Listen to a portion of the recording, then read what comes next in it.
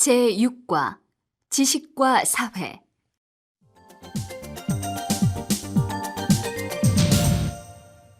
1. 나라마다 다른 골뱅이 이름. 인터넷 전자메일이 생기면서 주소를 적는 동서양의 문화 차이는 의미를 잃게 되었다. 골뱅이만 달면 자기가 사는 나라와 도시, 자기 집 번지까지도 필요 없다. 자신의 아이디와 사용하는 메일 서버명만 적으면 그만이다. 그러면 자신이 지구 시민이 된 것을 확인하고 국가나 소속 집단을 통하지 않고서도 세계와 직접 만나게 되는 짜릿한 쾌감을 맛볼 수 있다. 골뱅이만 달면 산도 강물도 없어진다. 누런빛 봉투의 무게도 우체부 아저씨의 배달 가방도 없다. 대체 이 신기한 골뱅이는 어디에서 온 것일까? 골뱅이라는 기호는 나라마다 부르는 이름이 다르다. 흥미롭게도 프랑스와 이탈리아 사람들은 우리와 비슷하게 골뱅이를 달팽이라고 부른다. 역시 이 두 나라 사람들은 라틴계 문화의 뿌리도 같고 디자인 강국답게 보는 눈도 비슷하다. 그런데 독일 사람들은 그것을 원숭이 꼬리라고 부른다. 그리고 동유럽 폴란드나 루마니아 사람들은 꼬리를 달지 않고 그냥 작은 원숭이라고 부른다. 그러니까 나라가 달라지면 골뱅이의 모양이 원숭이 꼬리로 보이기도 하고 원숭이의 귀로 보이기도 하는 모양이다. 터키에서는 귀라고 부르니 말이다.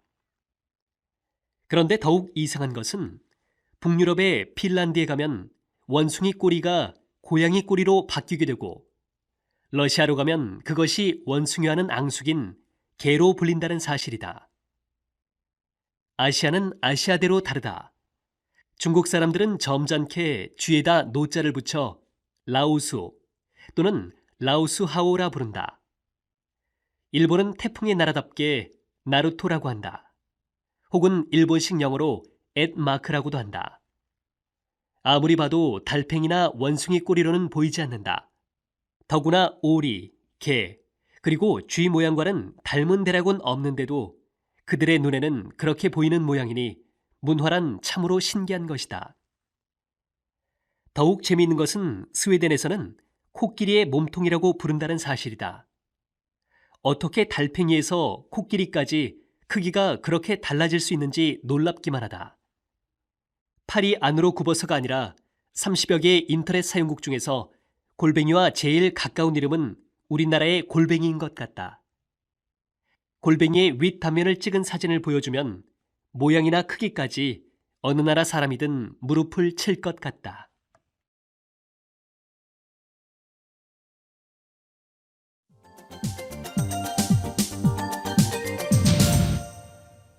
이. 텔레비전 끄기 운동 텔레비전 끄기 운동, 한국에서도 시작. 텔레비전은 모든 가정이 한두 대 이상 보유하고 있는 현대인의 필수품이 되었다. 그런데 그 유해성과 중독의 심각성을 걱정하는 목소리가 높아지고 있다. 2004년 통계청 조사에 따르면 한국인의 주당 텔레비전 시청 시간은 22.4시간에 이르며 15세에서 19세 청소년의 경우 18.8시간이라고 한다.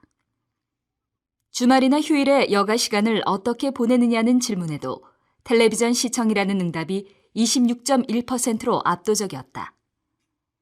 한국인들은 일주일 중 하루를 텔레비전 앞에서 보내는 셈이다. 미국에서는 비영리 단체인 텔레비전 끄기 네트워크가 1995년부터 텔레비전을 꺼야 삶이 살아난다. 독서는 많이, 텔레비전 시청은 더 적게라는 구호를 외치며 매년 4월 1년에 일주일 텔레비전 끄기 캠페인을 벌이고 있다. 미국 전역에서 수많은 사람들이 텔레비전 끄기 주간에 이 캠페인에 동참한 결과 95년 이후 약 1,800만 명이 참여한 것으로 집계되었다. 텔레비전 끄기 운동은 미국 의학협회, 국가교육위원회 등 100여 개 기관의 후원도 받고 있다. 텔레비전 끄기 네트워크는 비만의 주된 원인이 텔레비전이며 혼자서 오래 앉아 텔레비전을 시청하는 것은 정신적으로나 육체적으로 건강에 해롭다는 점에서 이 운동의 필요성을 강조한다. 다음과 같은 텔레비전의 유해성을 알게 되면 텔레비전 끄기의 필요성을 더욱 공감할 것이다. 첫째, 무의식적으로 간식을 먹고 운동이 부족하여 비만해질 위험성이 있다. 둘째, 건강에 대한 정보가 넘쳐 사람들이 지나치게 건강을 염려한다. 셋째, 음주와 흡연 장면이 지나치게 많아 술과 담배가 해가 되지 않는다고 느낀다. 넷째, 부정적인 사건, 사고와 재난에 관한 보도로 인해 스트레스와 불안감이 가중된다. 다섯째, 비현실적인 폭력물을 많이 보면서 자신도 모르게 폭력적인 성향을 갖게 된다. 여섯째, 일방적으로 쏟아지는 시각 정보로 인해 학습 능력이 떨어진다. 텔레비전 끄기 운동은 영국이 더 깊은 역사를 가지고 있다. 런던 남동부의 한 공동체 마을에는 250명의 주민이 거주하는데도 텔레비전이 한 대도 없다. 가족과 대화를 하거나 독서를 하면서 저녁 시간을 보내는 이곳 청소년들은 옥스퍼드와 캠브리지 대학에 진학하는 비율이 영국 내에서 최고 수준이라고 한다. 국내에서도 2005년 1월 18일에 텔레비전 끄기 시민 모임이 출범했다. 이 단체는 어린이 주간인 5월 첫째 주와 독서의 달인 9월의 한 주를 텔레비전을 안 보는 주간으로 지정하였다.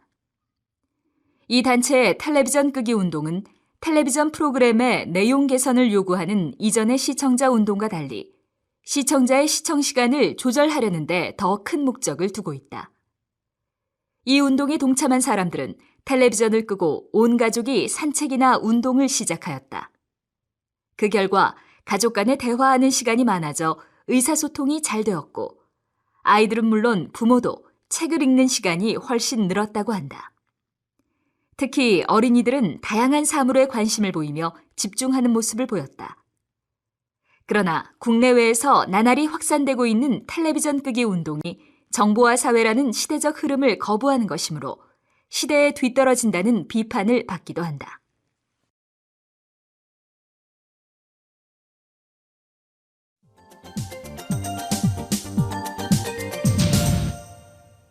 (3) 삶의 등대, 도서관. 바다를 항해하는 데는 등대가 있어야 안전한 항해를 할 수 있다.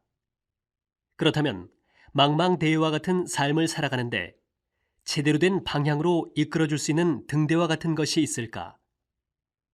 물론 나름의 등대를 찾아 그 등대를 지표 삼아 생활을 해나갈 것이다. 그러나 뭔가 공통적으로 그래 이것이야 할 수 있는 것은 없을까 하는 의문을 가진다. 있기는 있을 것 같은데 그것이 무엇일까? 나는 그것이 바로 도서관이라고 생각한다. 도서관? 왜 도서관이지 하고 생각할 수 있을 것이다. 도서관은 도서, 회화, 기타 자료를 수집, 정리, 보관하여 이용자의 요구에 따라 신속하고 효과적이며 창조적으로 활용할 수 있도록 봉사하는 기관이다. 그런데 이것이 어떻게 삶에서 등대가 될 수 있을까? 우리가 살아가고 있는 이 사회는 대체로 지식사회 또는 지식정보사회라는 것에는 다들 동의할 것이다. 지식정보사회는 지식과 정보가 이전 시대에 중요하던 토지나 자본의 자리를 대신한 사회이다. 즉, 독창적이면서도 수준 높은 지식과 정보를 갖는 것이 성공의 지름길이 되는 사회로 우리도 급격하게 이러한 사회가 되어가고 있다. 우리나라는 세계에서 가장 앞선 정보 인프라를 갖춘 나라다. 그러나 질 좋은 지식과 정보를 제대로 갖추고 있는지는 긍정적인 답을 하기는 어렵지 않을까. 지식과 정보는 오랜 시간 잘 숙성된 술과 같다. 그리고 그러한 지식과 정보의 활용은 하나의 습관이고 태도이며 기술을 넘어 일종의 문화이기 때문이다. 그래서 우리나라에서 인터넷이 발달하고 휴대전화가 급격하게 보급되었다고는 해도 우리나라가 21세기 세계를 선도하는 지식강국, 정보강국이 되었다고 하기에는 적지 않은 과제가 남았다고 생각한다. 한편으로 개인으로서는 지식과 정보를 제대로 습득하고 활용하는 것이 보통 만만한 일이 아니라는 사실에 문제가 있다. 무엇보다도 수많은 지식과 정보를 어디에서 제대로 구해볼 수 있을까? 고급의 자료는 비싼 돈을 주어야 구해볼 수 있다. 그러다 보니 정보와 사유가 되면 될수록 정보 격차는 더욱 커지고 이것이 사회 양극화의 원인이 되고 있다. 정보가 무한한 시대에 정보의 빈곤에 시달리는 아이러니 현상을 극복할 수 있는 사회적 대안이 없이는 이제 개인은 점점 더 지식과 정보에서 소외될 수밖에 없다. 이 같은 상황에서 우선 필요한 것은 누구나 쉽게 유용한 지식과 정보를 활용할 수 있도록 사회가 뒷받침을 해주는 일이다. 사실 이 같은 방식이 이미 오래전부터 있어 왔다. 서구 시민혁명 이후 이미 착실하게 구축되어 온 오래된 미래, 즉 도서관이 그것이다. 우리가 되고자 하는 선진국은 사실상 공공도서관과 공교육이라는 두 기둥을 축으로 성장해 왔다고 할 수 있다. 누구나 읽고 쓸 수 있도록 하면서 평생 필요한 지식과 정보를 활용할 수 있도록 늘 열려있는 지식과 정보 제공 기관인 도서관을 잘 만들어 온 탓에 국민들 각자의 민주적 역량과 개인적 능력이 크게 성장할 수 있었던 것이다. 이러한 도서관들은 이제 국제적으로 연결되어 누구라도 필요한 사람은 접근할 수 있다. 이처럼 도서관은 새로운 지식정보 사회를 살아가는데 꼭 필요한 지혜의 등대이다. 그런데 우리나라에서는 도서관을 모든 사람을 위한 지식과 정보의 시장으로 이해하지 못하고 여전히 많은 경우 개개인의 사적 좌석 점유 공간으로 알고 있는 것 같다. 도서관에 가면 모든 분야의 지식과 정보가 수집되어 잘 정리되어 있다. 그리고 누구라도 쉽게 이용할 수 있다. 인터넷도 필요하면 무료로 이용할 수 있다. 그리고 무엇보다도 잘 훈련된 전문가가 누구에게라도 친절하고 유용한 도움을 줄 준비를 하고 기다리고 있다. 이제 도서관을 잘 이용해서 자신의 삶을 주체적이고 풍요롭게 살아갈 것인지는 개개인이 선택할 몫이다. 그러나 도서관은 우리 삶의 길을 비추고 삶에 필요한 것들을 제공하는 곳이다. 이제 우리는 이 등대를 지표 삼아 다음이요. 이 지식과 정보의 망망대해에서 쓸만한 것들을 건져 잘 활용해서 스스로 자신의 행복을 찾아가면 8과 좋겠다. 요즘 도서관에 대한 이와 관심이 같이 많아지고 있는 소비자의 것은 부담은 커지고 바람직한 현상이라 생산자에게는 고맙기 수익이 그지없다. 덜 들어가는 유통 문제를 개선하기 위해 노력을 하는 이들이 있다. 제7과 한국의 민속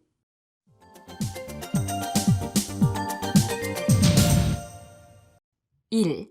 솥대와 장승 한국의 시골 마을 입구에 가면 긴 장대 위에 오리 모양의 나무새나 돌새가 있는 것을 볼 수 있는데 이를 솥대라고 부른다. 솥대는 그 기원이 매우 오래되었으며 한국뿐만 아니라 일본이나 시베리아에서도 비슷한 것을 찾아볼 수 있다. 솥대에는 여러 가지 종교적인 상징이 담겨 있다. 장대는 하늘에서 땅으로 내려오는 통로이며 꼭대기의 새는 땅과 하늘을 오가며 인간과 신을 연결하는 존재이다.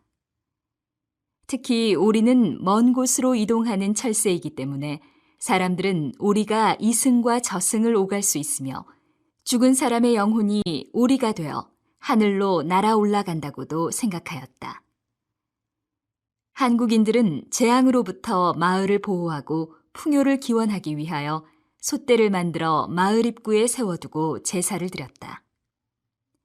한 개인이나 가정의 소망을 이루기 위해서 또는 가정에 기쁜 일이 있을 때 집 앞이나 조상의 무덤 앞에 일정 기간 동안 솥대를 세워놓기도 했다. 솥대처럼 마을의 수호신 역할을 하는 것으로 장승이 있다. 장승은 돌이나 나무를 조각하여 마을이나 사찰 입구, 길거리에 세워둔 것이다. 보통 얼굴과 몸체로 이루어졌는데 얼굴은 대개 사람이나 귀신, 부처의 모습을 하고 있다. 그 모습이 기괴하면서도 순박한 것이 특징이다. 장승은 세월이 지나면서 썩기 때문에 지금은 거의 박물관에서나 볼 수 있지만 돌장승은 오래전에 만든 모습 그대로 전해오고 있다. 장승은 몇 가지 중요한 기능을 가지고 있다. 우선 마을이나 사찰 입구에 서서 외부에서 들어오는 악한 것을 쫓는 역할을 했다. 또한 장승은 여기에서 서울까지 몇십 리 하는 식으로 이정표 기능도 했다. 사람이 오가는 길목에서 도로 표지판이 되는 것이다. 이외에도 장승은 마을과 마을을 구분해주며 사람들의 약속 장소로도 이용되었다. 북아메리카나 시베리아, 하와이의 원주민 문화에서도 장승과 비슷한 기능을 하는 나무 조각을 발견할 수 있으며 몽골이나 중앙아시아의 나라들에도 돌로 만든 수호신이 있다. 세계 곳곳에서 솥대나 장승과 같이 수호신 역할을 하는 조각물을 발견할 수 있다는 것은 흥미로운 일이다. 복을 빌고 재앙을 막으려는 것은 세계 공통의 풍습이며 인류의 소중한 문화유산이라고 하겠다.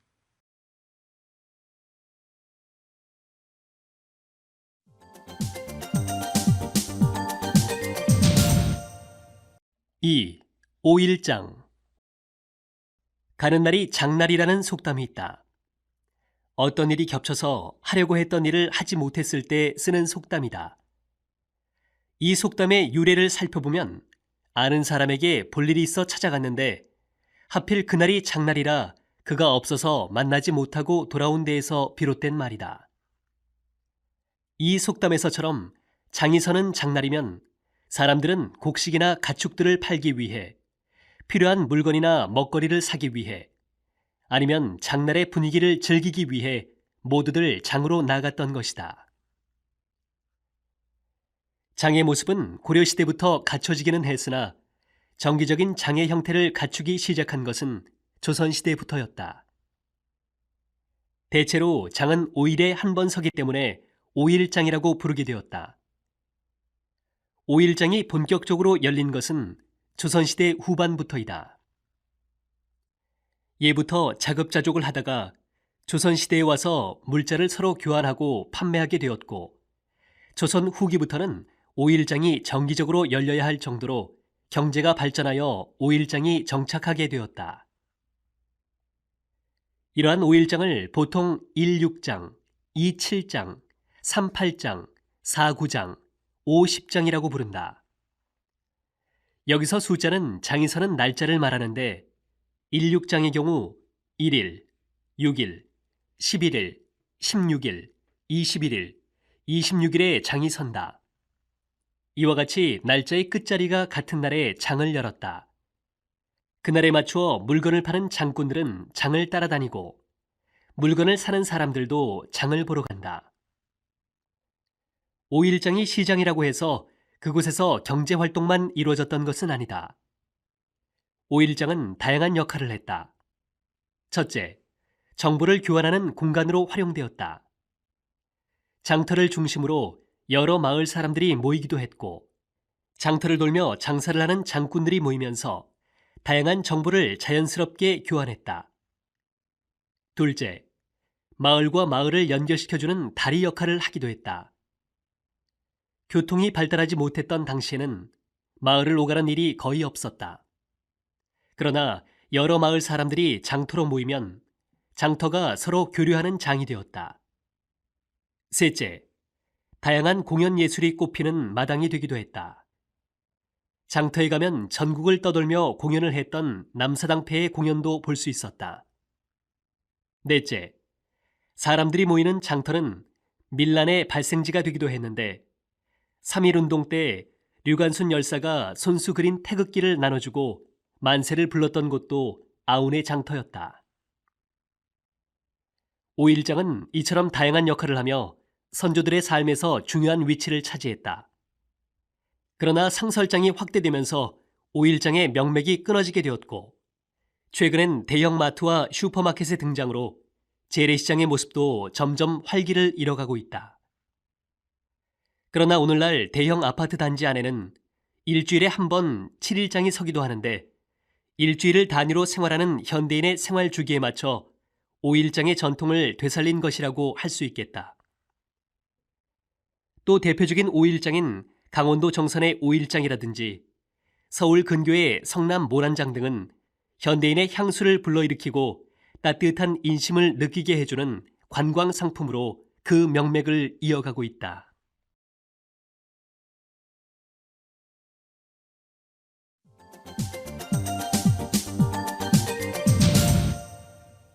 3. 음식 속에 담긴 의미. 우리는 보통 음식을 먹으면서 그 음식에 어떤 의미가 담겨 있는지는 잘 생각하지 않는 것 같다. 그런데 음식에 관한 책들을 읽다 보면 우리 조상들이 특별한 의미를 담아 음식을 만들어 먹었다는 것을 알 수 있다. 특히 음식의 색이나 숫자와 관련된 의미는 정말 흥미롭다. 먼저 떡의 색깔에 담긴 의미를 살펴보자. 한국인이 즐기는 대표적인 떡으로는 백설기나 팥시루떡, 무지개떡이 있다. 흰색의 백설기는 한국인들이 아주 오래전부터 태양을 숭배했다는 것을 보여준다. 흰색이 밝은 태양을 상징하기 때문이다. 팥시루떡은 귀신을 쫓는 역할을 했다. 옛날 사람들은 귀신이 붉은색을 싫어한다고 믿었기 때문이다. 그리고 5가지 색의 무지개떡에는 세상 만물이 조화롭기를 바라는 조상들의 마음이 표현되어 있다. 동짓날에 먹는 팥죽에도 특별한 뜻이 있다. 우리 조상들은 붉은 팥으로 끓인 죽을 먹으면 나쁜 귀신을 물리치고 가정의 평안을 지킬 수 있다고 믿었다. 붉은색에는 전염병을 막는다는 의미도 담겨 있다. 그래서 사람들은 팥죽을 먹기 전에 조상을 모시는 사당이나 부엌, 창고, 마당, 대문 등 집안 곳곳에 팥죽을 뿌렸다. 또한 동짓날에 팥죽을 나누어 먹으면 겨울을 건강하게 보낼 수 있다고 생각했다. 음식과 관련하여 숫자가 상징하는 의미도 있다. 우리 조상들은 특별한 날에 만든 떡은 가족끼리만 먹는 것이 아니라 이웃들과 나누어 먹어야 한다고 생각하여 명절이나 생일, 결혼식 날에 반드시 떡을 준비했다. 예를 들어 아이가 태어난 지 100일째 되는 날에는 100일떡을 했는데 100일떡은 100집에 돌려야 아이가 건강하게 오래 살 수 있다고 믿었다. 예로부터 9이라는 숫자는 동양인에게 완전하고 충만하다는 것을 상징하며 부와 행운을 나타내기도 한다. 한국에서는 대보름날에 9가지 나무를 먹는 풍습이 있다. 한국에서 9은 모든 걱정을 이겨낸다는 의미를 가지고 있었다. 보름밥을 먹는 것도 그 해에 풍년이 들어 굶지 않고 배부르게 잘 지낼 수 있기를 바라는 마음을 표현한 것이다. 또한 이날은 3집 이상 성이 다른 집에서 지은 밥을 먹어야 그 해에 운이 좋다고 하여 하루 3번 먹는 밥을 9번 먹기도 했다. 혼례를 올릴 때는 패백 음식으로 9가지 음식을 담은 구절판을 마련했다. 구절판은 육류, 해조류, 견과류의 특성과 모양을 살려 9개의 나무칸을 하나의 큰 그릇에 끼워 넣어서 만든다. 노란색, 붉은색, 녹색, 흰색, 검정색의 음식이 골고루 들어있는 구절판은 8칸에 나누어 넣은 재료를 가운데 칸에 있는 밀전병에 싸먹는다. 여기에는 서로 생각이 다른 사람들도 화합한다는 상징적인 의미가 있어서 구절판은 오래전부터 정치가들의 회식에서 빠지지 않는 음식이었다고 한다. 우리 조상들은 음식을 만들 때 그 음식의 풍부한 영양도 고려하였다. 약과 음식은 그 근원이 같다는 옛말처럼 조상들은 일상생활에서 날마다 먹는 음식을 매우 중요하게 여겼다. 우리가 먹는 음식으로 건강을 유지하고 질병을 치료할 수 있다는 것이다. 최근 연구 결과에 의하면 여러 가지 색깔의 음식을 먹으면 다양한 영양소를 섭취할 수 있다고 한다. 이러한 연구 결과만 보아도 영양의 균형까지 생각하여 만든 구절판이 얼마나 훌륭한 음식인지 확인할 수 있다. 다양한 재료가 들어가는 구절판이나 비빔밥과 같은 음식을 보면 우리 조상들이 색이나 숫자뿐만 아니라 영양까지 생각하여 음식을 해먹었다는 것을 알게 된다.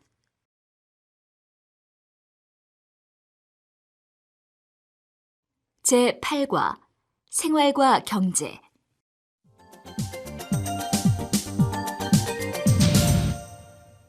1. 공정무역이란 무엇일까? 우리가 커피 전문점에서 마시는 커피 한 잔 값이 커피를 생산하는 현지 농가에는 얼마나 돌아갈까? 보통 3,000원에서 5,000원인 커피 한 잔 가격에서 커피 생산지에 돌아가는 수익은 겨우 0.5% 정도밖에 되지 않는다고 한다. 세계 커피 시장의 규모는 점점 커지고 있지만 커피 생산자의 수익은 오히려 줄고 있다. 이는 여러 단계의 유통 과정을 거치면서 커피 가격이 올라가기 때문이다. 대형 커피 전문점의 경우 보통 4, 5단계의 유통 과정을 거친다. 이와 같이 소비자의 부담은 커지고 생산자에게는 수익이 덜 돌아가는 유통 문제를 개선하기 위해 노력하는 이들이 있다. 한국에는 네팔이나 동티모르에서 재배한 커피를 공정한 가격에 수입하여 판매하는 커피 전문점이 있는가 하면 의류나 축구공, 초콜릿, 설탕, 올리브유를 판매하여 생산자에게 일정한 금액을 돌려주는 가게들도 있다. 이러한 거래 방식을 공정무역이라고 부른다.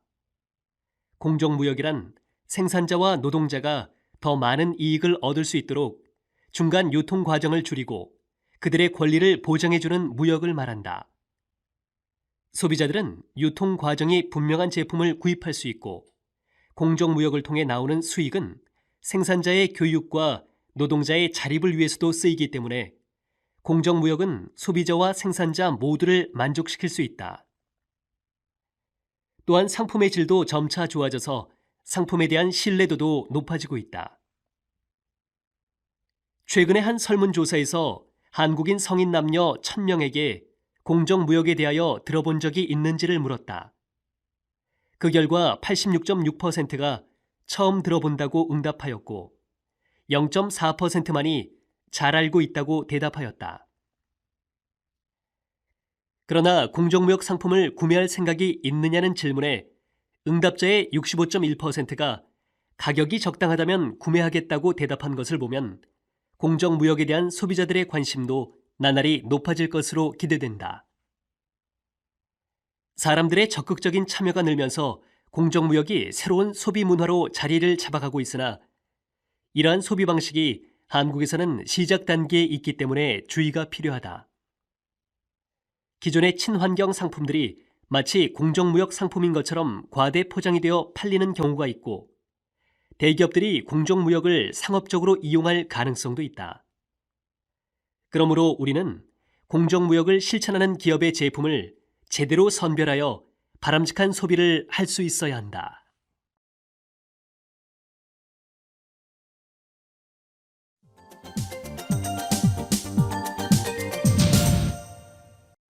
(2) 알뜰족. 사람들은 나를 짠돌이라고 부른다. 깍쟁이라고 부르기도 한다. 돈을 잘 쓰지 않고 지나치게 아낀다며 다들 나를 그렇게 부르는데 나는 그 말이 듣기 싫지만은 않다.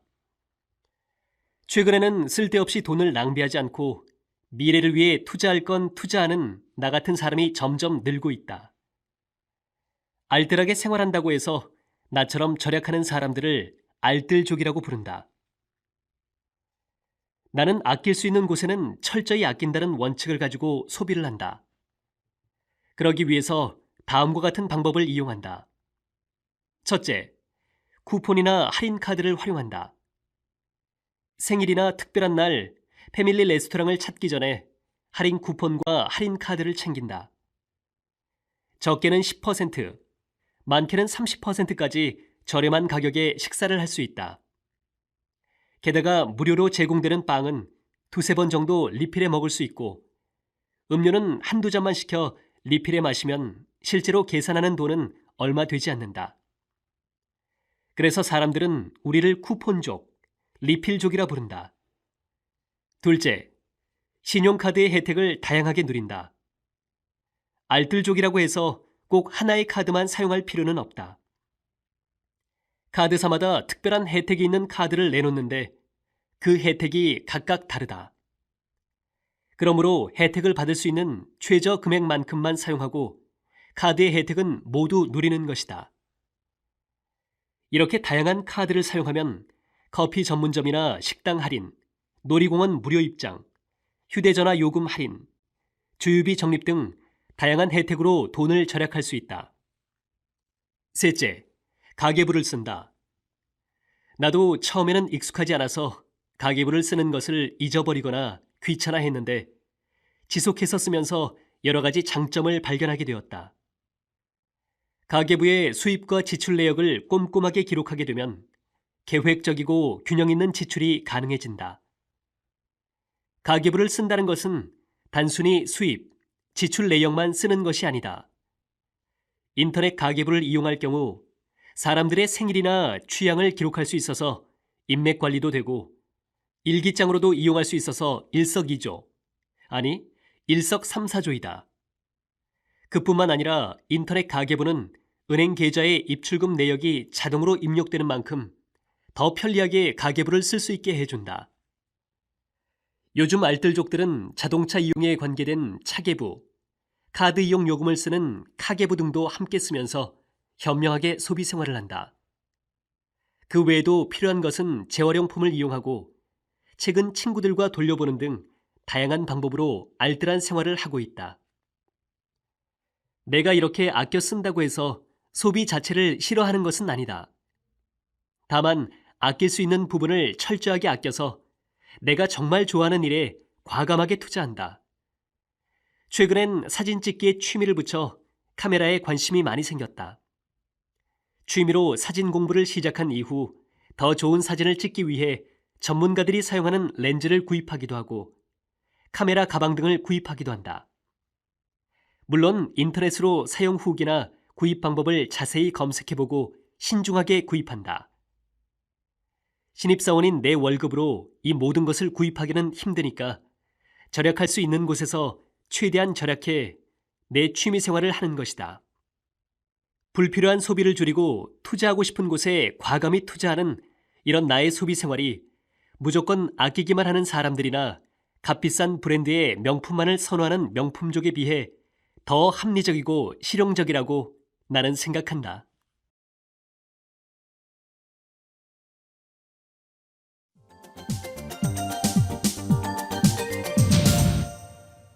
3. 탄소 발자국. 나는 얼마 전 텔레비전에서 탄소 발자국과 관련된 다큐멘터리를 보고 나서 내가 일상생활에서 배출하는 이산화탄소는 얼마나 될지 궁금해졌다. 이러한 궁금증과 함께 내 자신이 지구온난화에 얼마나 영향을 주고 있는지, 이산화탄소량을 어느 정도 줄일 수 있을지에 대해서도 생각하게 되었다.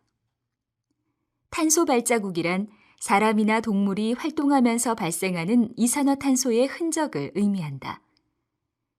2006년 영국에서 처음 사용한 이 용어는 우리가 소비하는 제품에서 이산화탄소가 얼마나 발생하는지를 나타낸다. 즉, 제품에 표시된 탄소 발자국의 수가 많을수록 그 제품을 생산하고 사용하는 과정에서 많은 이산화탄소가 발생한다는 것을 의미한다. 그렇다면 우리는 일상생활에서 탄소 발자국을 얼마나 남길까? 한국인 한 명이 1년에 3톤가량의 탄소 발자국을 남긴다. 한 통계에 따르면 우리가 교통수단을 이용할 때 발생하는 이산화탄소량이 전체의 4분의 1에 이른다고 한다.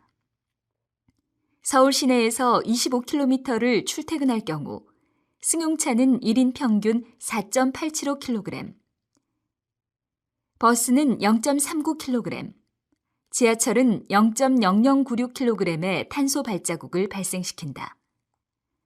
그동안 나는 환경을 위해 어떤 노력을 해야겠다고 생각한 적이 별로 없었다. 그런데 이 놀라운 사실을 알게 된 후에 탄소 발자국을 줄이기 위해 일상생활에서 실천할 수 있는 일들을 수첩에 적어보았다.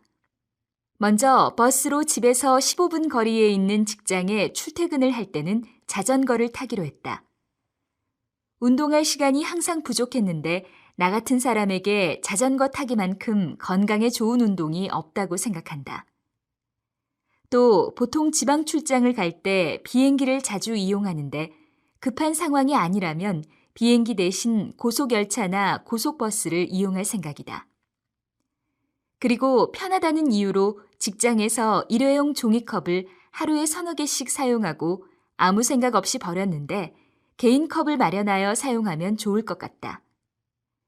게다가 아침과 저녁에 샤워를 하면서 20분 이상 물을 틀어놓는 일이 많았는데 이제는 필요할 때만 잠깐 틀고 잠가서 물 사용량을 줄일 것이다. 날마다 사용하는 컴퓨터나 텔레비전은 귀찮다는 이유로 신경을 쓰지 않았는데 과도한 전력 소모를 막기 위해 출근이나 외출 전에 전자제품의 플러그도 꼭 뽑아야겠다. 전력 소비가 적은 전구를 구입해 사용하는 것도 좋을 것이다. 이런 전구를 쓰면 실제로 전기요금을 3분의 1 정도 덜 내게 된다고 한다. 탄소 발자국의 수를 줄이는 것은 우리가 어떻게 생활하느냐에 달려있다. 예를 들어 일상생활에서 불필요한 에너지를 사용하지 않는 것, 재사용이나 재활용을 하는 것, 이산화탄소 발생을 줄이기 위해 노력하는 회사의 제품을 구입하는 것 등이 있다. 더 많은 사람들에게 탄소 발자국에 대해서 알리는 것도 내가 어렵지 않게 할 수 있는 일이다. 직장 동료의 생일이 곧 다가온다. 탄소 발자국에 대해 알리는 동시에 그 친구가 기분 좋아질 일을 지금 막 떠올려 봤다. 작년에는 화장품과 향수를 선물했는데 이번 생일에는 예쁜 머그컵을 사주어야겠다. 물론 선물 포장도 간단하게 할 생각이다.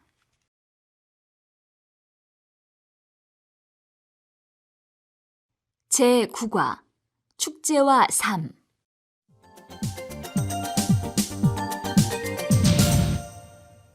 1. 축제란 무엇인가? 축제가 언제 어디에서 시작되었는가라는 문제에 관한 답을 제시하는 일은 쉽지 않다. 축제는 인간의 역사만큼이나 오래되었기 때문이다. 그러나 그 의미는 보통 다음과 같이 정의한다. 축제는 축하하고 즐긴다는 의미의 축과 제사를 드린다는 의미의 제가 합쳐진 말이다. 신에게 소원을 빌고 함께 난장을 벌임으로써 신을 기쁘게 해드림과 동시에 인간은 해방과 일탈의 기쁨을 누렸던 것이다. 순 우리말로 놀이, 굿, 잔치라고 풀어쓸 수 있는 축제에서는 경건하고 진지한 의식과 자유롭고 즐거운 해방의 의식이 겹쳐진다. 고대 사회에서 축제는 신에게 드리는 제의로서 사람들이 신이나 조상에게 복을 빌고 중요한 사건, 중요한 생산물의 수확을 기념하는 연례 의식이었다. 이 의식과 함께 인간은 감사와 기쁨을 보여줄 수 있는 잔치를 벌임으로써 신을 즐겁게 해줄 수 있다고 믿었다. 신을 위한 잔치였으나 사람들도 술과 춤과 노래에 취해 삶의 근심 걱정에서 벗어나 현실을 잊을 수 있었다. 전통사회의 축제에서는 모든 신분과 위계 질서가 사라졌다. 그 시대의 풍속이나 높은 지위를 차지하고 있는 사람들을 풍자함으로써 고단한 삶을 살았던 서민들에게 축제는 일상이라는 한계를 뛰어넘는 일시적인 출구였으며 모든 것이 허용되는 해방의 시간이었다. 현대사회의 축제는 그 성격이 조금씩 달라지고 있다. 인간의 삶에서 신의 영향력이 약해지면서 전통적인 축제에서 중시했던 제사의 성격이 약해졌다. 반면 여유 있는 삶과 문화를 즐기려는 욕구가 커지면서 축제는 다른 기능을 가지게 된다. 축제는 일상에서 벗어나고자 하는 인간의 욕구를 만족시켜주는 행사가 된 것이다. 한국에서 축제는 1995년 지방자치제도가 실시됨에 따라 폭발적으로 증가하게 된다. 문화체육관광부의 통계에 의하면 현재 한국에서는 1,200여 개의 지역 축제가 개최되고 있다. 이러한 지역 축제들은 관광 상품화를 통해 지역 발전의 도구로 인식된다. 또한 축제를 통해 지역 이미지를 개선하고 지역 정체성을 형성하기 위한 목적으로 많은 지역 축제들이 열리고 있다. 그러나 축제의 본질은 전통 사회에서나 현대 사회에서나 동일하다. 일정한 시간과 공간에서 이루어지는 일상에서의 탈출인 것이다. 따라서 축제는 삶의 질을 최고의 가치로 인식하고 그것을 유지하고자 하는 현대인들에게 새로운 놀이 공간으로 자리 잡았다.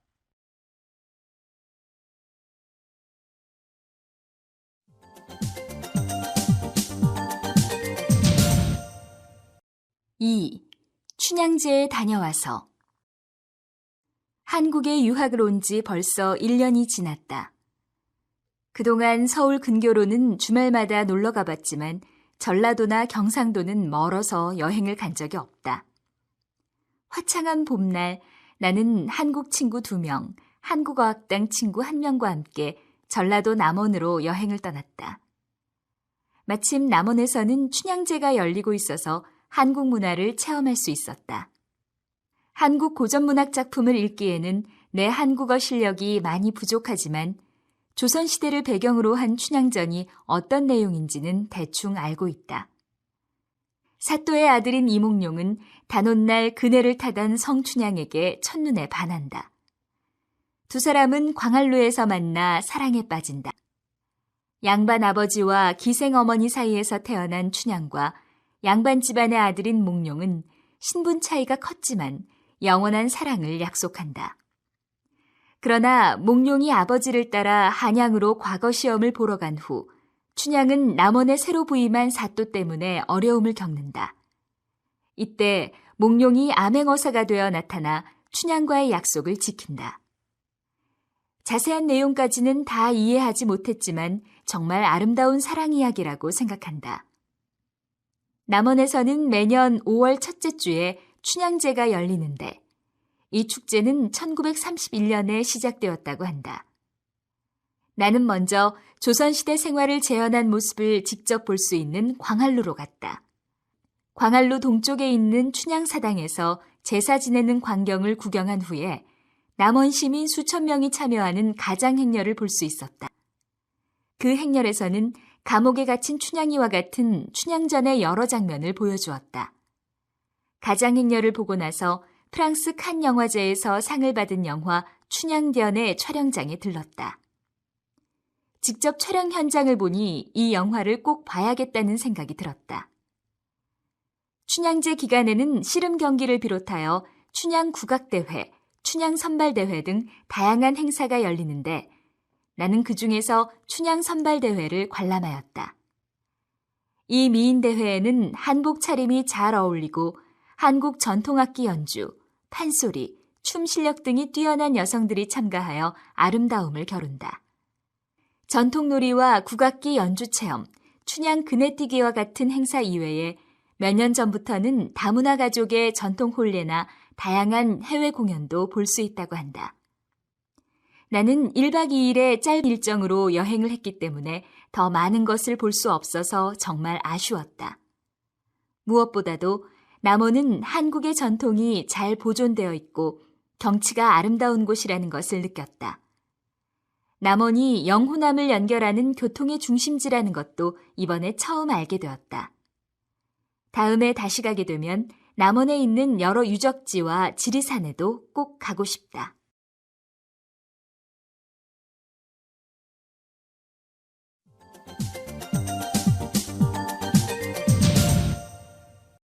(3) 인제 빙어 축제. 얼음 세상에서 은빛 요정을 낚다. 온 세상이 하얀 눈과 얼음으로 뒤덮인 1월 말, 300만 평의 얼음판이 펼쳐진 강원도 인제군 소양호에서는 빙어, 얼음, 눈을 소재로 인제 빙어 축제가 막을 연다. 빙어 축제는 벌써 10여 년이 넘게 이어져 와 강원도의 대표적인 겨울 축제로 자리 잡았다. 겨울을 마음껏 즐기기 위해 드넓은 은빛 세상에 모여든 사람들은 추위도 잊고 빙어 낚시와 겨울놀이에 빠져든다. 빙어 축제는 모두 4개의 테마로 구성된다. 빙어 낚시와 빙어 요리 체험을 할 수 있는 빙어 천국, 신나는 겨울놀이를 즐길 수 있는 놀이 천국, 눈과 얼음으로 빚은 얼음 세상을 보여주는 얼음 천국, 내설학과 더불어 살아온 사람들의 문화를 배우고 정을 느낄 수 있는 산촌천국이 바로 그것이다. 뭐니 해도 빙어 축제의 백미는 빙어 낚시라고 할 수 있다. 얼음처럼 투명하고 깨끗하다고 해서 이름이 붙여진 빙어는 아주 추운 겨울에 알을 낳기 위해 소양호 상류를 찾는다. 사람들은 두꺼운 빙판에 구멍을 뚫고 그 구멍 속으로 낚싯대를 던져놓고 은빛 요정을 기다린다.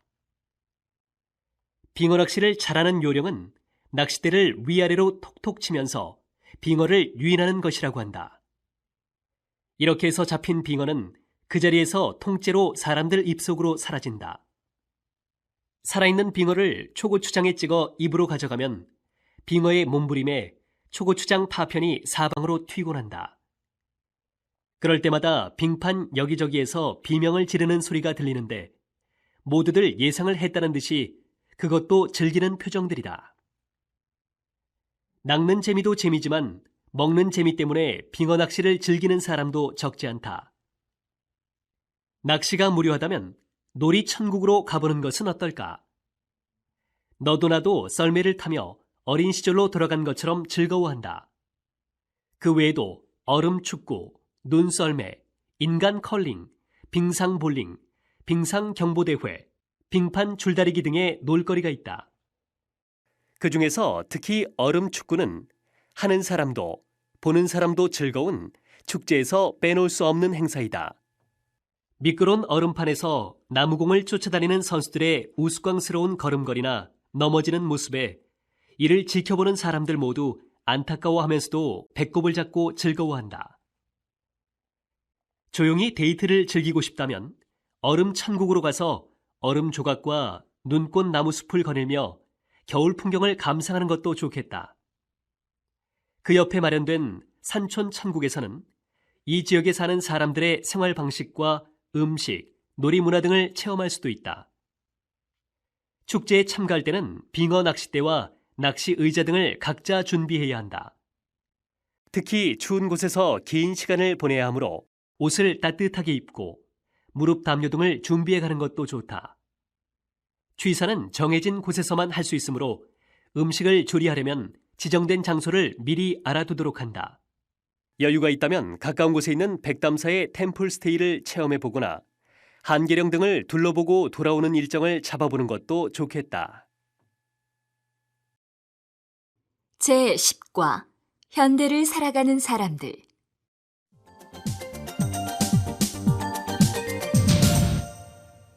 (1) 아름다운 세상을 여는 사람.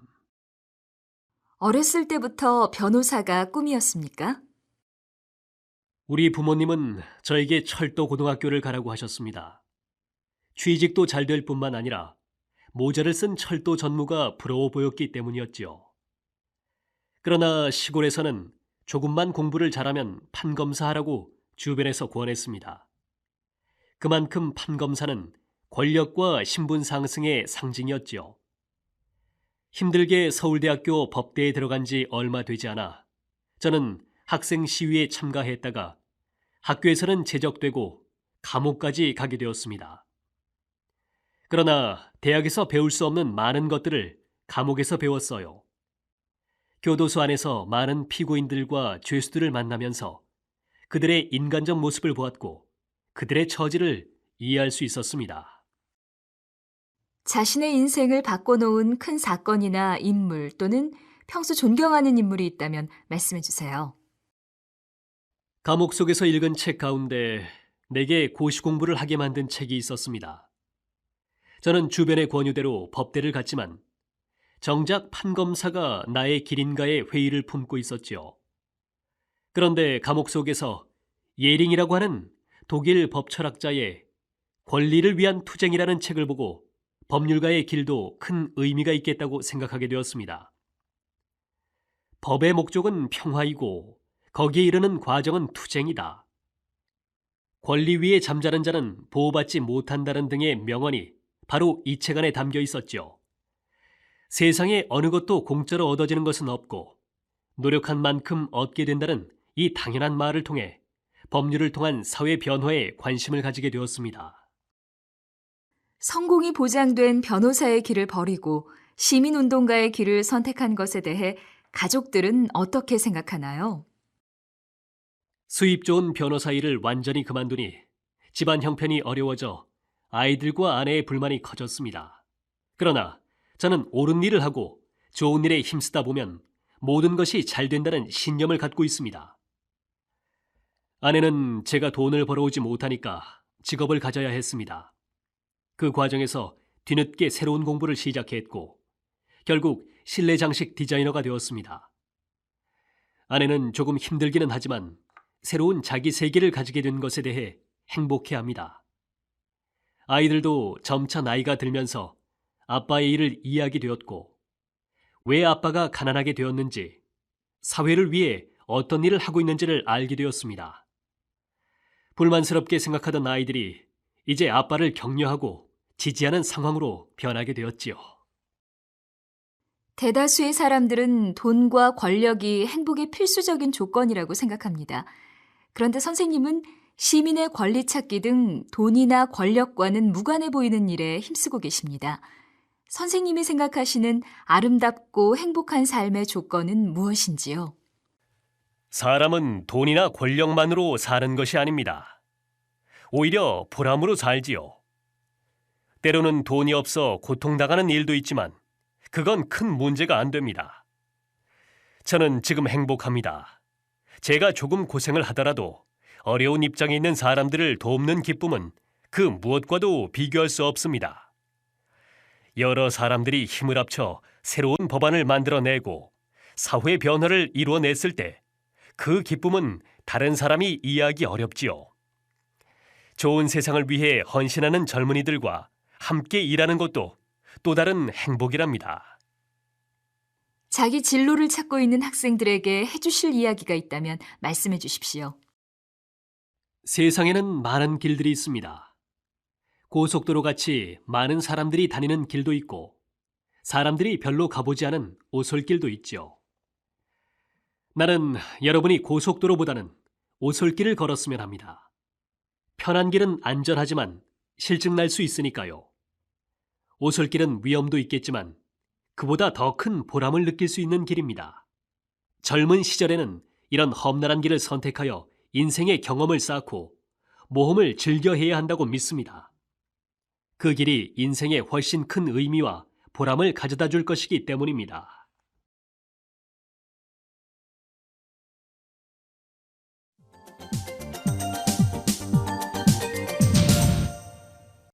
2.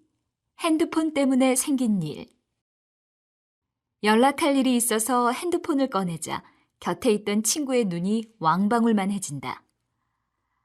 아직도 이런 전화기를 쓰는 사람이 있네. 이거 박물관에서나 볼 수 있는 거 아니야? 액정이 칼라가 아닌 흑백인데다 벨소리도 구식 기계음이라서 신기한 모양이다. 하지만 걸고 봤는데 별 이상이 없고 문자도 잘 주고받는데 무엇이 문제란 말인가? 주위 사람들이 유행처럼 너도 나도 핸드폰을 장만할 때 집과 사무실에서 연신 울려대는 전화만으로도 벅차서 별 관심을 가지지 않았다. 그런데 문제는 출장이었다. 일주일이 멀다 하고 전국 방방곡곡을 돌아다니는 동안 연락이 안 되자 사람들이 답답해 죽겠단다. 핸드폰이 없는 나를 원시인이라고 놀리던 사무실 선배가 핸드폰을 새로 장만했다면서 예전 번호를 넘겨주었다. 마침 얹혀 살던 집에서 독립을 해 전화가 없던 터라 고맙게 받았다. 그리고 컬러폰이 등장하는 바람에 값이 곤두박질 치고 있던 흑백폰을 하나 구했다. 개통하기가 무섭게 전화기가 울려대기 시작했다. 밤낮을 가리지 않고 때와 장소도 가리지 않고 울려댔다. 핸드폰이 없던 시절에 우리는 도대체 어떻게 참고 살았던 것일까? 어떤 사람과 만나려면 만나는 그 순간까지 도대체 몇 차례나 핸드폰이 울려대는지 모른다. 정확하게 몇 월 며칠 몇 시에 어디서 만나자고 정하지 않고 그때 가서 다시 전화할게 라고 어정쩡하게 말하고는 끊는다. 그리고 다시 전화를 해서 시간과 장소를 정하고 약속한 날 아침에는 오늘 약속이 유효한지 점검을 하고 약속 시간이 다가오면 지금 약속 장소로 오고 있는지를 확인한다. 중간에 확인 전화가 없으면 자연스레 약속이 취소되었다고 생각하기도 한다. 만약 길을 헤매다 약속 시간에 조금 늦거나 약속 장소가 어긋났을 때는 10중8구 핸드폰에 불이 난다. 그 옛날 물레방앗간에서 몰래 만나던 남녀는 약속 시간을 어떻게 정하고 지킬 수 있었을까? 그들에겐 시계도 없고 핸드폰은 더더욱 없었을 텐데. 물레방앗간은 물의 낙차가 필요하므로 동네에서 조금 떨어진 곳에 있었을 것이다. 보름날 밤 앞산에 달이 둥실 떠올랐을 때 만나자. 이런 식으로 약속을 했다면 아마 마음이 급한 사람은 초저녁부터 달이 뜨기를 꽤나 기다렸을 것이다. 해가 중천에 떴는데도 아직 구들장을 지고 있냐? 해지기 전에 돌아와라. 그림자가 제일 짧아졌을 때 버드나무 삼거리에서 만나자. 옛사람들의 시간관념은 이렇게 해와 달을 중심으로 돌아가고 약속 장소 역시 자연물을 이용해서 운치 있게 설명했다. 10분 늦었다고 화를 내거나 초조해하지 않고 느긋하게 기다리며 곧 만날 사람의 얼굴을 떠올렸겠지. 재회의 기쁨 때문에 입가로 번지는 웃음을 애써 참으며 만날 사람에게 맨 처음 건넬 말을 설레는 마음으로 궁리하고 있었겠지. 전화기가 꺼져 있는 날은 원성이 자자하다. 왜 내 전화를 피하느냐부터 꺼놓을 거면 왜 샀느냐는 항의까지 듣게 되면 별로 잘못한 일이 없는 것 같은데도 괜히 주눅이 든다. 며칠 동안 통화가 안 되면 큰일이라도 났나 싶어 부랴부랴 찾아오는 사람도 있다. 고등학교 때부터 집을 떠나 있었던 나는 늘 이렇게 설명한다. 무슨 일이 생기면 나를 아는 누군가가 고향집으로 연락할 것이다. 아프면 친구나 사무실에서 연락을 하고 사고가 나면 경찰서에서 연락을 할 것이다. 무슨 일이 생기지 않았으니 연락이 없는 것이다. 고로 전화가 뜸하면 잘 있는 거라고 생각하시라. 그러나 어머니는 번번이 야단뿐이다. 나중에 꼭 나 닮은 자식을 낳아서 고생을 해봐야 철이 들 거라고 하신다. 핸드폰이 흔해지면서 생긴 또 다른 현상은 사람들의 인내심과 기다림이 사라졌다는 것이다. 사무실에서 동료를 찾을 때 내선 전화를 눌러보고 자리에 없으면 곧바로 핸드폰으로 전화를 한다. 1층에서 일하던 사람이 잠깐 2층에 갔을 수도 있고 화장실에 앉아 있을 수도 있다. 그런데 그 잠깐을 기다리지 못한다. 핸드폰이 생기면서 우리가 잃은 건 이것뿐만이 아니다. 오랜만에 친구들과 둘러앉아 있다 보면 얼마 지나지 않아 각자 자기의 핸드폰을 들고 통화를 하고 있는 풍경이 벌어진다. 서로 수첩을 뒤적이고 일정을 조정해서 몇 번이나 미루고 미루다가 얼마나 어렵게 만난 자리인가. 그러나 정작 만나서는 같이 있는 사람에게 최선을 다하지 않고 그 자리에 없는 다른 누군가와 열심히 대화를 한다. 어떤 친구는 한 손으로는 차를 마시면서 다른 손으로는 열심히 문자를 보내고 있다. 지금 문자를 보내고 있는 그 사람을 만났을 때도 이와 비슷한 풍경이 벌어졌겠지. 그러다가 헤어질 무렵이 되면 오늘 못다한 말은 전화로 하자고 한마디 던진다. 이럴 거면 오늘 우리가 왜 만났지? 홀로 울리지 않는 내 핸드폰을 만지작거리며 중얼거린다. 나는 이들에게 과연 어떤 사람일까?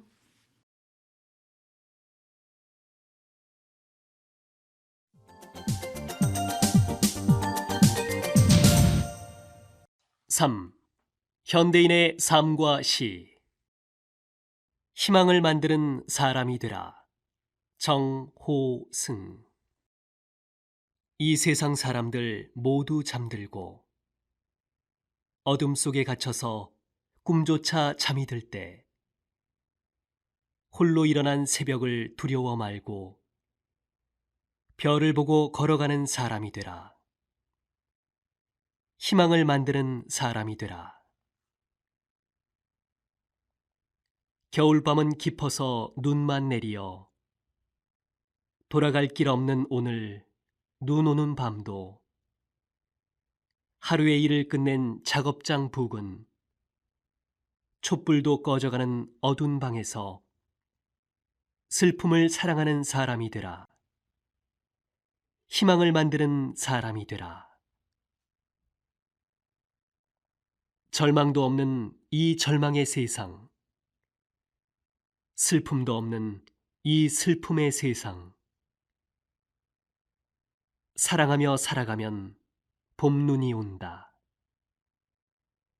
눈 맞으며 기다리던 기다림 만나.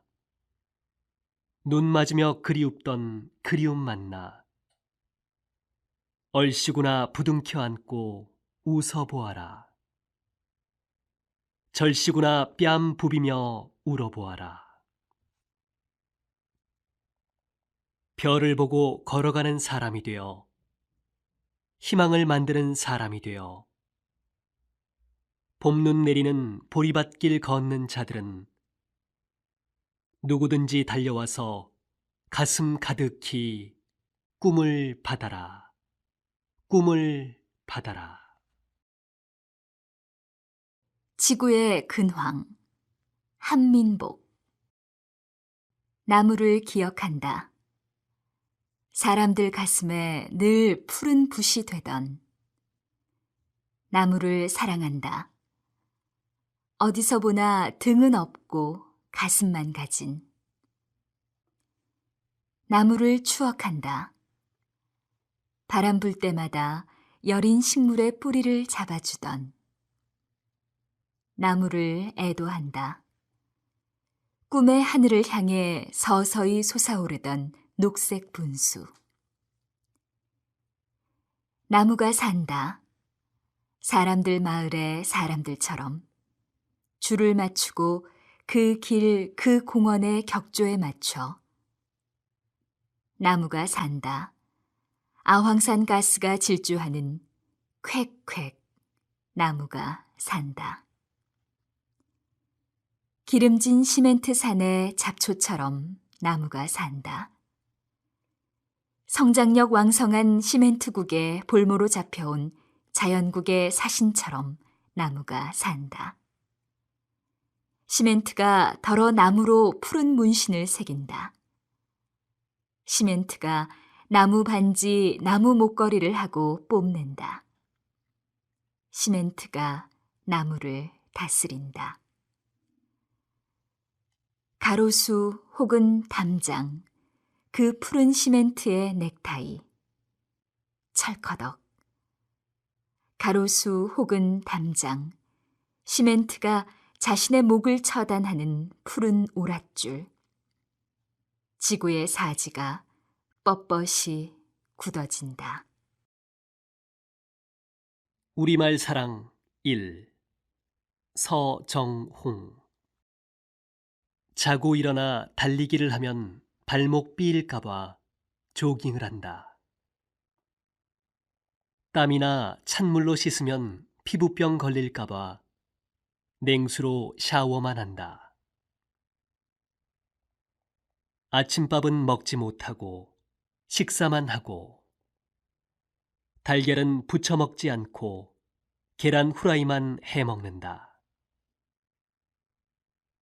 일옷은 입지 않고 작업복만 골라 입고 일터로 가지 않고 직장으로 가서 일거리가 쌓여 밤샘 일은 하지 않고 작업량이 산적해 철야 작업을 하고 돌아와 핏발선 눈은 충혈된 눈이 되어 집으로 돌아가면 아내는 반찬을 사러 가게로 가지 않고 슈퍼에 간다. 실컷 먹고 뒤가 마려우면 뒷간으로 가지 않고 화장실에 가서 똥오줌은 누지 않고 대소변만 보고 돌아와 오랜만에 아내와 마주 앉아 얘기를 나누다 잠이 들면 될 텐데 와이프와 마주 앉아 대화를 나누다 잠이 든다.